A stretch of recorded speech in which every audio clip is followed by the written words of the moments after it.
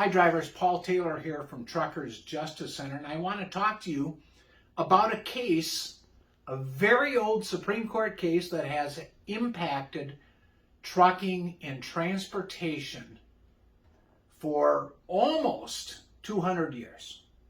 So you may be thinking to yourself, what does a case decided in 1824 have anything to do with trucking before trucks even existed, before motor vehicles, cars ever existed?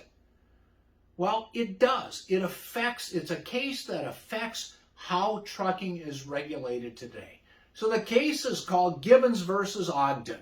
I don't profess to be a great constitutional lawyer, but I have had several cases go to the United States Supreme Court back when I was a lot younger and didn't have any gray hair. I don't have much now, but I didn't have any back then. So Gibbons versus Ogden was a case, and I didn't argue that case, it's 1824, was a case decided by the great U.S. Supreme Court Chief Justice, probably the greatest Chief Justice on the Supreme Court ever, a guy named John Marshall.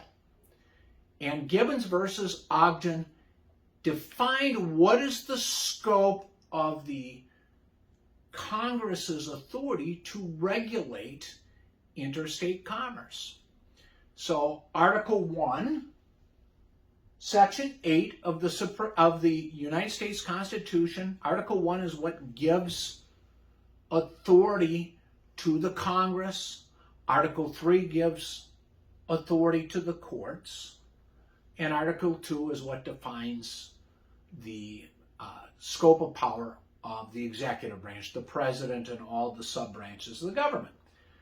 So Article 1, Section 8 says that Congress has the authority to regulate trade and commerce among the Indian tribes and among the states.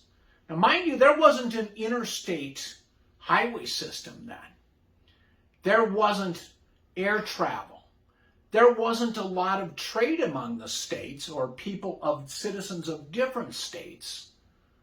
What you had is if somebody was a farmer or a grower, they sold to the local community. If they're a blacksmith in Boston, they're not, making horseshoes for somebody in North Carolina. But there was a lot of sea shipping on the rivers and on the lakes. So there's this guy named Fulton who gets this franchise from the state of New York, a monopoly on providing providing shipping within interior lakes within the state of New York. And so, Fulton has that franchise, and a guy named Gibbons wants a piece of the action.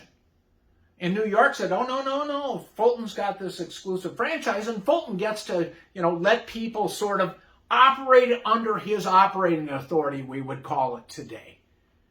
And this went to the Supreme Court, and the Supreme Court said, no, this lies, even though it's wholly within a state, this lies within jurisdiction. This is a navigable waterway, and this involves trade in interstate commerce.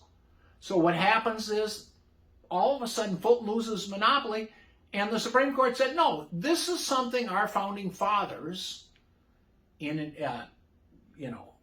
enacting the Constitution, adding certain amendments to it, in 1787 through 1789 and up in today.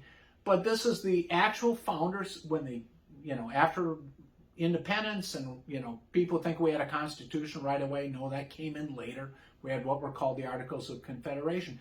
But this was the first activist court decision of the Supreme Court.